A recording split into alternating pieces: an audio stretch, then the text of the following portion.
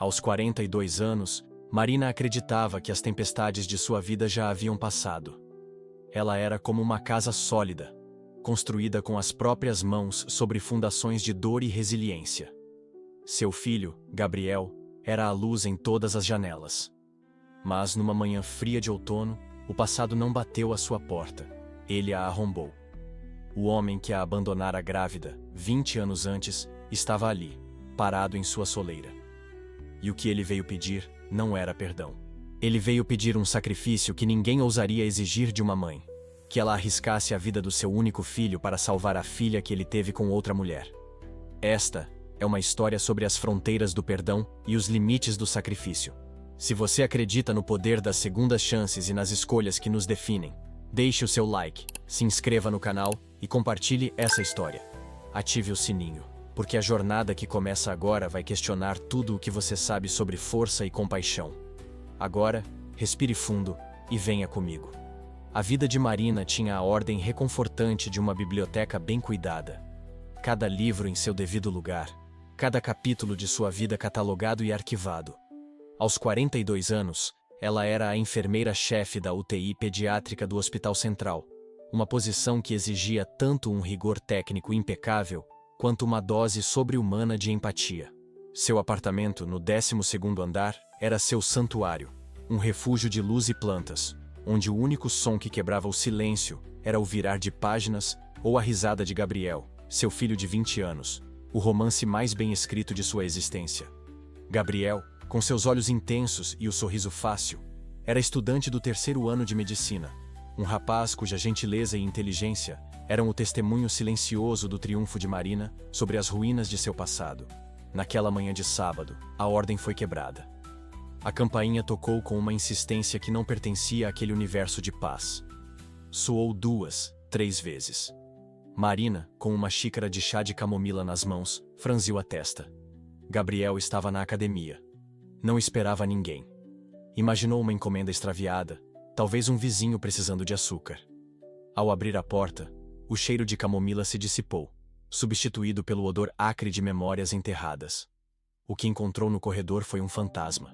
Eduardo. O tempo havia sido um escultor cruel e preciso. Os cabelos negros e rebeldes, que ela um dia amou afundar os dedos, estavam agora curtos, domados e salpicados de um grisalho que denunciava noites mal dormidas e preocupações que ela desconhecia. As linhas de expressão em seu rosto não eram de riso. Eram mapas de uma vida vivida longe dela. Ele usava um casaco de lã caro, mas seus ombros estavam curvados, desprovidos da arrogância juvenil, que ela se lembrava com uma clareza dolorosa. A única coisa que permanecia intacta eram os olhos castanhos, mas o brilho confiante fora substituído por um desespero cru, despido de qualquer orgulho. O ar ficou rarefeito. A xícara de chá tremeu na mão de Marina, as pequenas ondas na superfície do líquido espelhando o tumulto em seu interior. Por um instante, o corredor do prédio desapareceu e ela foi transportada para 20 anos atrás, para o pequeno apartamento que dividiam, para a promessa de um anel de noivado barato e para a notícia sussurrada ao pé do ouvido dele: estou grávida.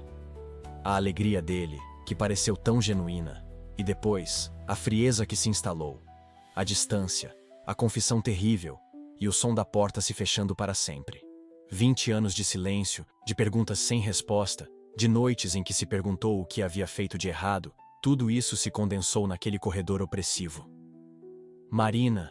A voz dele saiu rouca, um som estranho e familiar, como uma canção esquecida tocando em uma rádio distante. Ela não respondeu. Apenas o encarou, sentindo o chão de sua biblioteca pessoal, tão cuidadosamente organizada, começar a tremer. Eu sei que não tenho nenhum direito de estar aqui, disse ele, as palavras tropeçando umas nas outras, como se ele tivesse ensaiado um discurso que agora se desfazia diante da realidade do olhar dela. Mas eu não sabia mais a quem recorrer. Eu estou desesperado. Direito? A voz de Marina foi um sussurro gelado, cortante. Você está usando essa palavra? Direito? Você perdeu qualquer direito no dia em que me olhou nos olhos e disse que não estava pronto para ser pai. Você perdeu o direito de pronunciar meu nome quando fez as malas e desapareceu da minha vida sem deixar um bilhete, um telefonema. Você não tem o direito nem de respirar o mesmo ar que eu e meu filho. Ela moveu-se para fechar a porta, um gesto instintivo para selar aquele capítulo de volta ao passado onde ele pertencia. Mas a mão dele, mais rápida, pousou na madeira, impedindo o movimento. O toque fez a pele de Marina se arrepiar. Por favor, me dê 5 minutos. Não é por mim. Juro por Deus, não é por mim. O desespero em sua voz era tão palpável, tão absoluto, que Marina hesitou por 1 milésimo de segundo. Foi o suficiente. Ele aproveitou a brecha. É pela minha filha, Lia. Ela tem 7 anos e está morrendo. A palavra morrendo pairou no ar, pesada e horrível. Marina sentiu um calafrio, uma reação profissional antes de qualquer outra. Em seu trabalho, ela lidava com a morte e a possibilidade dela todos os dias. Mas ouvi-la da boca dele, ligada a uma criança, era diferente. Do que está falando? Perguntou ela, a enfermeira nela assumindo o controle, criando uma barreira de profissionalismo contra a mulher ferida que gritava por dentro. Leucemia. Leucemia mieloide aguda, a forma mais agressiva. Ele recitava o diagnóstico como um prisioneiro recita sua sentença. Ela já passou por 3 ciclos de quimioterapia. Não funcionou. A doença sempre volta, mais forte. A única chance dela, é um transplante de medula óssea. Eduardo fez uma pausa, engolindo em seco, reunindo a coragem para proferir o resto da sentença, a parte que explicava sua presença ali. Nós testamos todo mundo. Eu, a mãe dela, Carla, nossos parentes, tios, primos. Ninguém é compatível. O banco de doadores mundial? Nada. 0.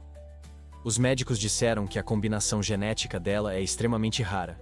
Um quebra-cabeça genético. A última esperança, a única esperança, seria encontrar um parente de 1º grau que não foi testado. Um irmão. O silêncio que se seguiu foi o mais alto que Marina já tinha ouvido. O significado daquelas palavras se desenrolou lentamente em sua mente, como um veneno se espalhando pelas veias. Ele não estava ali por ela. Ele não estava ali para se desculpar ou para conhecer o filho. Ele estava ali por Gabriel, mas não pelo Gabriel pessoa, e sim pelo Gabriel como um conjunto de células, uma bolsa de medula óssea, uma solução biológica para um problema seu. Você está me pedindo... Marina começou, a voz falhando, o ar escapando de seus pulmões. Você está na minha porta depois de 20 anos de silêncio, para me pedir para colocar meu filho em uma mesa de cirurgia. Meu único filho. Para salvar a sua? Não é uma cirurgia pesada para o doador, apressou-se ele a dizer, recitando uma lição que provavelmente ouviu dos médicos dezenas de vezes. Uma tentativa fraca de minimizar o tamanho absurdo de seu pedido. É um procedimento seguro. A recuperação é rápida. Gabriel é jovem, forte. Mas ele é a última chance dela. A última. Os médicos disseram que a probabilidade de um irmão ser compatível é a mais alta que existe. É a nossa única porta. Marina recuou um passo. O horror e a raiva lutando por espaço em seu peito. A audácia. A crueldade não intencional, mas ainda assim absoluta daquele pedido. Era como se ele tivesse arrancado o coração dela 20 anos atrás, e agora voltasse para pedir o coração do filho dela emprestado. Saia da minha casa, disse ela, a voz agora firme, impregnada de uma autoridade forjada em 2 décadas de dificuldades, uma autoridade que ele não reconheceria. Marina, por favor, pense nisso. Pense na menina. Ela não tem culpa de nada disso. Ela é só uma criança. E Gabriel? Ele tinha culpa quando você o abandonou antes mesmo de ele nascer? Ele tinha culpa das noites em que eu chorei sem saber como pagaria o aluguel? Ele tinha culpa de ter que ouvir as crianças na escola perguntando onde estava o pai dele? Ele tinha culpa de crescer sem um pai para ensiná-lo a fazer a barba ou para assistir aos seus jogos de futebol? Não me venha falar de culpa, Eduardo. Você não sabe nada sobre isso. A culpa é um idioma que você nunca se deu ao trabalho de aprender. O rosto dele se contraiu em dor. Cada palavra dela era uma faca afiada, e ele sabia que merecia cada corte. Ele não se defendeu. Você tem razão. Eu não sei. Eu sou um covarde. Fui um covarde 20 anos atrás e sou um covarde hoje por estar aqui pedindo isso. Mas minha filha, Lia, ela é corajosa. Ela passa por agulhas e tratamentos que fariam um homem adulto gritar, e ela ainda consegue sorrir. Ela me pergunta quando vai poder voltar para a escola. Ela quer aprender a andar de bicicleta sem as rodinhas. Ela quer viver. E eu assisto ela definhar e não posso fazer nada. Nada. Nesse momento, a porta do elevador no final do corredor se abriu, e Gabriel saiu, com a mochila da academia nos ombros e fones de ouvido no pescoço. Ele era alto, forte, o retrato da saúde. O contraste entre ele e a imagem da menina doente que Eduardo pintava era brutal. Gabriel viu a cena na porta. O homem desconhecido com uma expressão devastada, e o rosto lívido de sua mãe, e seu sorriso desapareceu. Ele retirou os fones e se aproximou, o passo cauteloso. Alerta. Mãe, tudo bem? Eduardo olhou para Gabriel, e pela primeira vez, Marina viu algo além do desespero em seus olhos. Viu o abismo de 20 anos de arrependimento. Viu o pai que ele nunca foi encarando o homem que seu filho havia se tornado sem ele. Era um vislumbre de tudo o que ele havia perdido, uma vida inteira de momentos, condensada naquele segundo. Você precisa ir. Agora, sibilou Marina para Eduardo. Ele assentiu, derrotado, quebrado. Tirou um cartão de visitas do bolso. É o telefone do hospital, Hospital Infantil Santa Clara. O nome da médica é Doutora Alencar. Se vocês mudarem de ideia... Marina não pegou o cartão. Ele o deixou sobre a mesinha de correio ao lado da porta, um pequeno retângulo branco que parecia gritar no silêncio. Ele se virou, lançando um último olhar torturado para Gabriel antes de caminhar em direção ao elevador, um homem que parecia carregar o peso do mundo nos ombros. Gabriel se aproximou da mãe, o olhar fixo no homem que se afastava. Mãe, quem é ele? Marina olhou para o rosto preocupado de seu filho, o centro de seu universo. E pela primeira vez em 20 anos, ela não sabia como protegê-lo da verdade que acabara de invadir sua casa. A presença de Eduardo deixou um rastro de caos na ordem meticulosa da vida de Marina.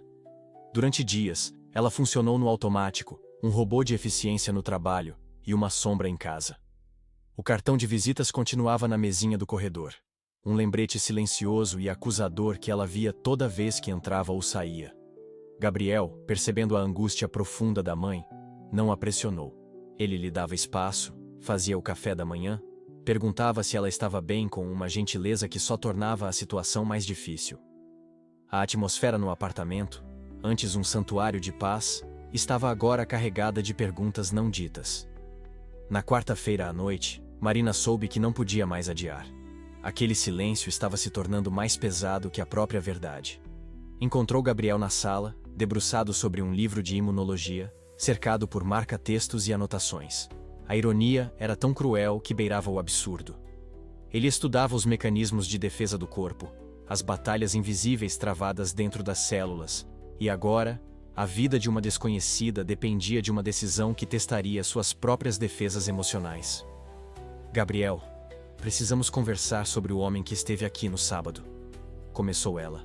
A voz firme, mas por dentro sentia-se frágil como vidro. Ele fechou o livro imediatamente, dando-lhe toda a sua atenção. Aquele era Gabriel. Presente, focado, empático. Marina respirou fundo e começou a falar. Não a versão resumida que ele conhecia, a história de um pai que não estava pronto. Ela contou tudo. A história completa, com toda a dor, a humilhação e o amor ingênuo que um dia existiu. Contou sobre os planos de casamento, sobre a alegria vertiginosa da descoberta da gravidez e sobre a devastação do abandono, a forma como ele dissera que se sentia sufocado. E então, com a voz embargada, contou sobre Lia, a menina de 7 anos com leucemia, e o pedido impossível de Eduardo. Gabriel ouviu em silêncio absoluto, seu rosto passando por uma gama de emoções que espelhava a própria jornada de Marina. Primeiro a confusão, depois uma raiva fria que endureceu sua mandíbula, seguida por uma tristeza profunda pelos dois, por ele mesmo e pela mãe. E por fim, algo que Marina não esperava. Uma compaixão quieta e pensativa que fez o coração dela doer de orgulho e medo.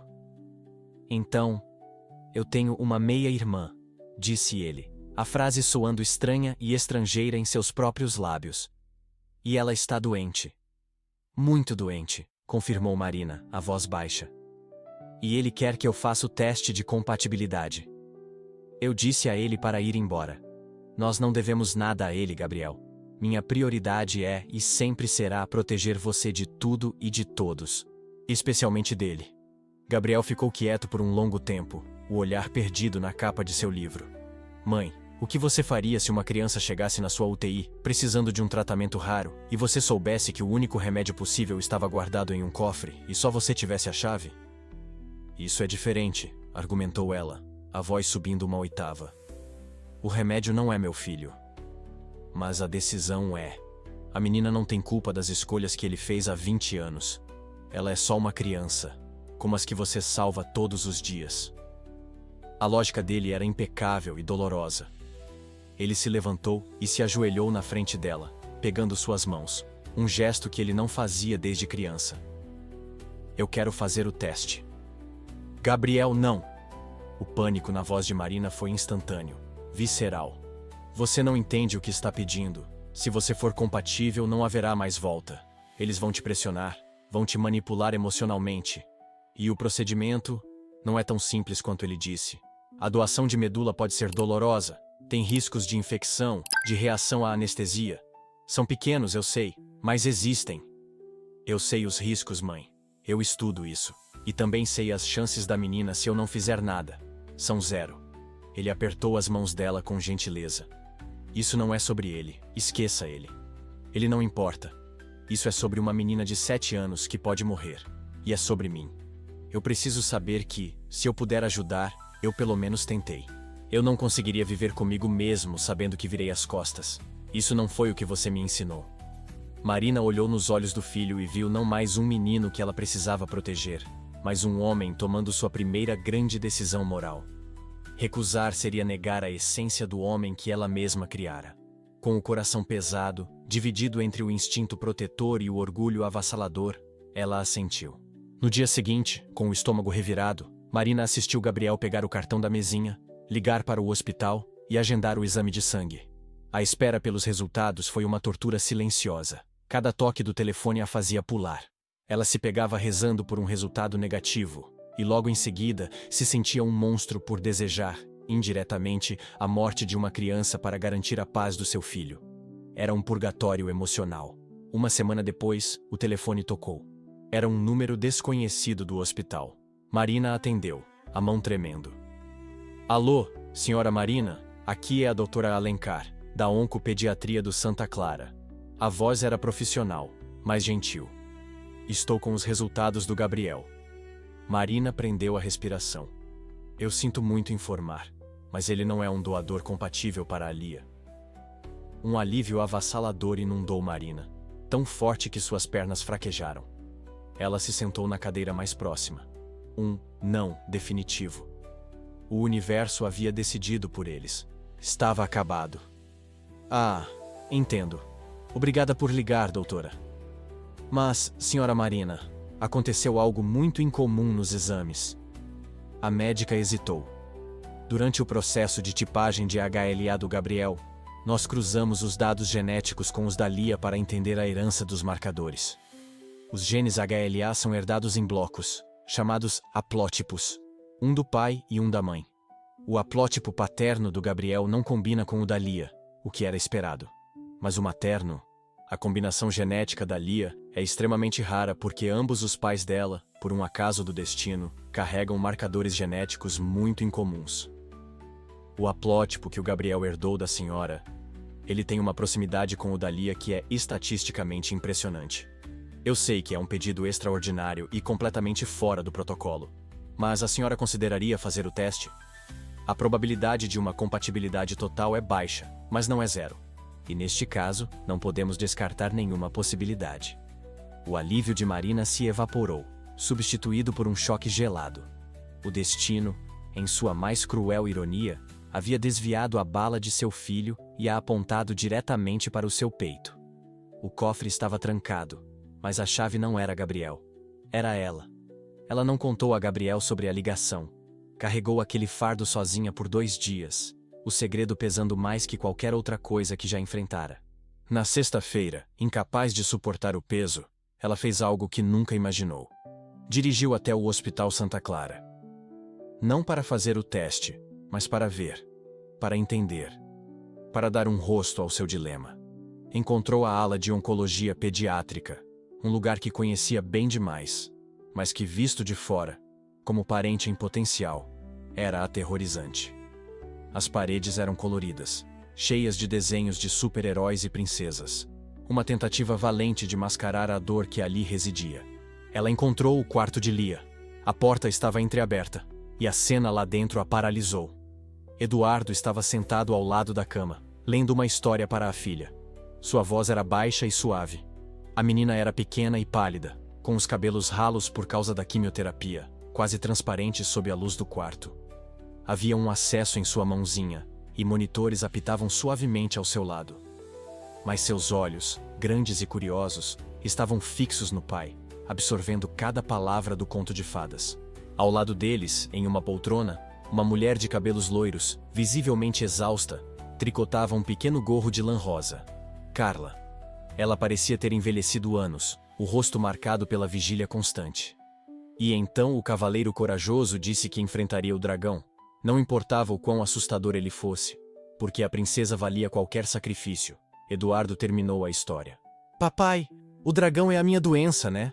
perguntou a menina com uma voz fraquinha, uma voz que Marina conhecia bem, a voz de uma criança que já entendia coisas que nenhuma criança deveria entender. O coração de Marina se partiu em 1000 pedaços. "É, meu amor, mas nós vamos encontrar um cavaleiro para você. Eu prometo", disse Eduardo, a voz embargada de uma dor que era universal. A dor de um pai impotente. Marina recuou da porta antes que pudessem vê-la.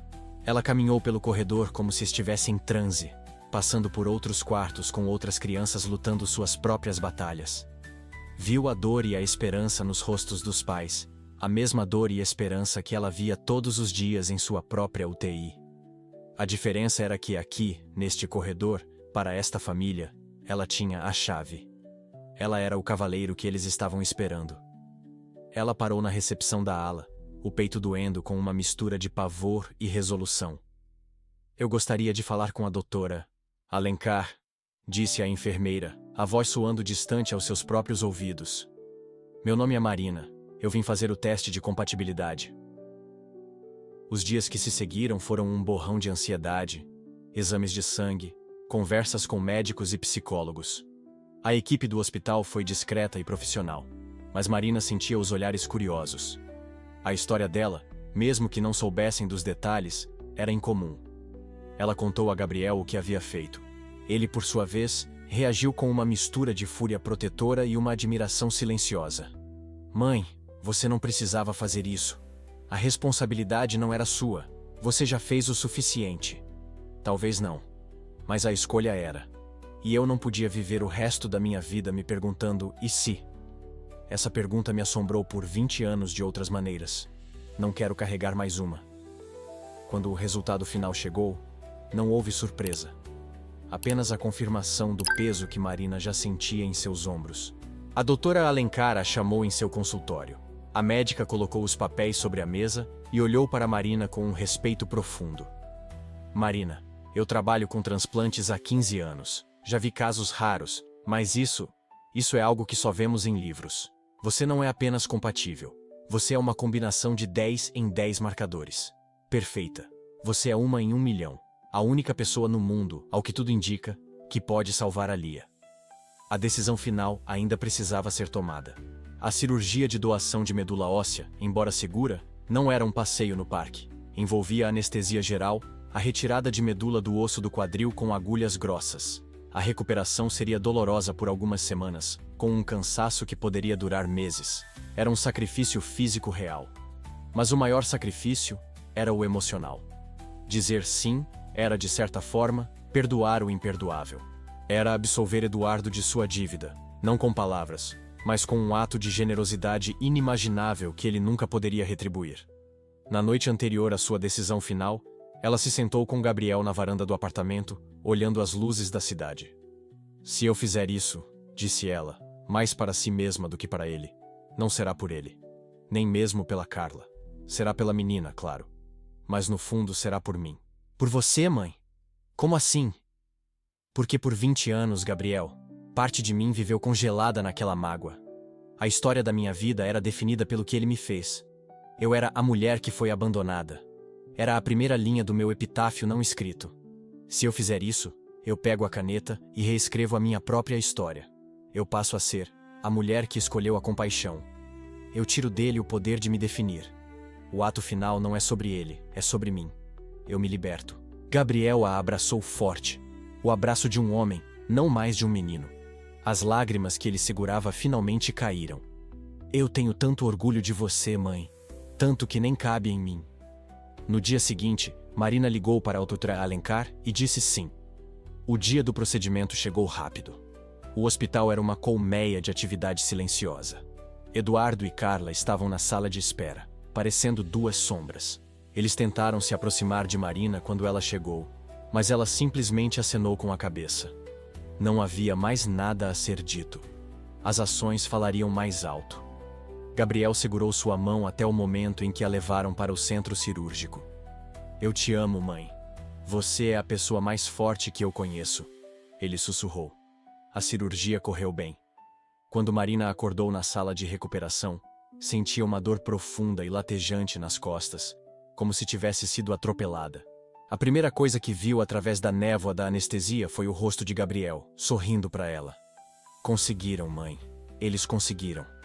A medula já está a caminho da Lia. A recuperação de Marina foi lenta e dolorosa, como os médicos haviam previsto. Ela precisou de ajuda para as tarefas mais simples nos primeiros dias, mas a cada dia se sentia mais forte. A recuperação de Lia, do outro lado do hospital, foi ainda mais lenta, uma batalha travada dentro de seu pequeno corpo. Houve dias de medo, de febre, de infecções, de incertezas. Durante todo esse tempo, Marina não viu Eduardo ou Carla. Ela havia feito sua parte. O resto estava nas mãos de Deus e da medicina. Um mês depois, já de volta ao trabalho, Marina recebeu um envelope em seu apartamento. Não havia remetente. Dentro, um único pedaço de papel dobrado. Era um desenho, feito com lápis de cor. Uma figura de palitos com cabelos castanhos e um jaleco de enfermeira segurava a mão de uma menina pequena com um grande laço rosa na cabeça. Elas estavam sob um sol amarelo e sorridente. Abaixo do desenho, com uma caligrafia infantil e trêmula, estava escrito: Obrigada, meu cavaleiro. As lágrimas que Marina derramou não eram de dor ou de mágoa.